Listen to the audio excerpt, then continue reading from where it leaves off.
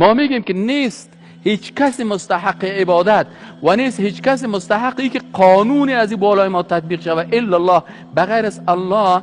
پس نصف دین ما تطبیق قانون الله هست که او سیاست است. پس اناله در دین ما سیاست است. چرا سیاست است؟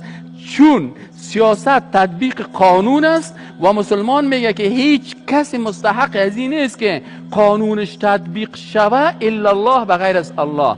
اینجا در حقیقت نصف دین تطبیق احکام سیاست است و این نصف دین یا احکام سیاسی اسلام کی تطبیق کرده؟ به طریقه کی باید باشه؟ به طریقه محمد رسول الله. پس وقتی که یک کسی میگه که من مسلمان هستم اما من قانون الله را قبول ندارم، نظام الله را در حکومت تطبیق نمیکنم، این در حقیقت مسلمان گفته نمیشه. به خاطر از اینکه وظیفه مسلمان اینمی هست که شریعت الله را، حکم الله را، قانون الله را بالای بنده های الله چی بکنه؟ تطبیق بکنه.